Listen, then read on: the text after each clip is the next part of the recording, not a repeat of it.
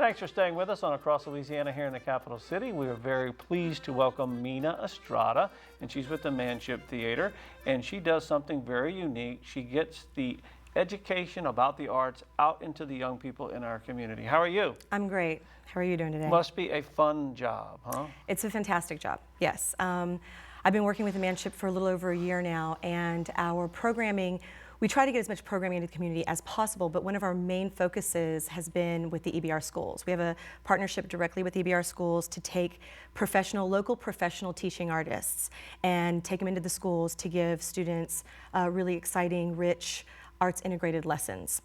And each one of our residency culminates in a trip to the Manship Theater. So we have school programming throughout the year. So coming up this year, we have lots of plays that are based on literature that is required reading for school-age kids. We have The Giver, we have The Lightning Thief, we have Romeo and Juliet coming. And so what'll happen is about 6 weeks prior to each one of these residencies, we will send teaching artists into the classroom. And they'll be doing arts integrated lessons. So they're going to be introducing whatever their art discipline is with a connection into the Common Core standard or the Louisiana state standards that the teachers are working on, and also giving them a little bit of information about what they're going to see. So it's sort of a three-layered experience, artistic experience and education and academic experience.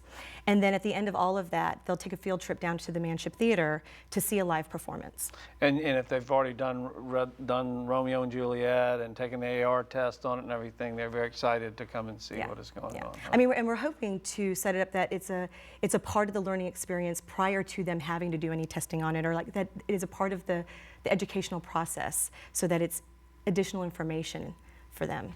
Well, we have been told that there are studies that if you engage in the arts, everything else in the STEM, all your other academics seems to rise if you open that part of your brain. Absolutely.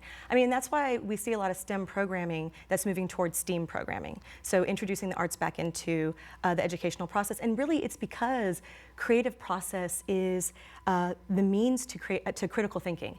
And critical thinking is what we need for bettering our understanding of math, science, and technology. And so I think that as we continue to find the value in the arts again in that way, inside of the academic process, we'll have more opportunities like this.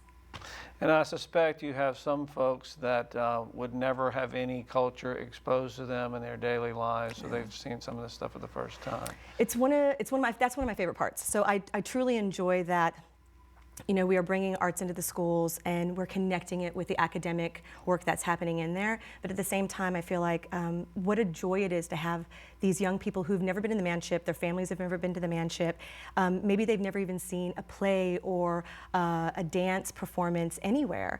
And so their first opportunity is at the Manship Theater, and hopefully that's going to carry with them throughout their lives. That we're also building artistic audiences as well as utilizing arts in the educational process. Yeah, my mom and dad were both involved in a little theater, and we worked backstage and did everything, and I didn't realize till I was older how special that was. What age groups are y'all fooling with?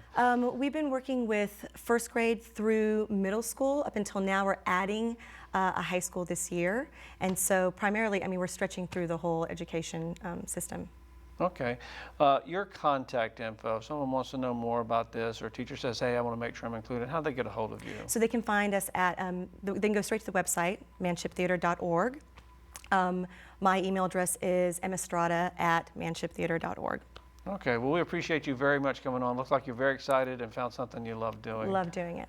Okay. Thank you. All right, well, we are going to step away for just a moment. When we come back, it's Dr. Mike Strain. He is the Commissioner of Agriculture and Forestry, talking about exports and the growth of agriculture. Stay with us on Across Louisiana.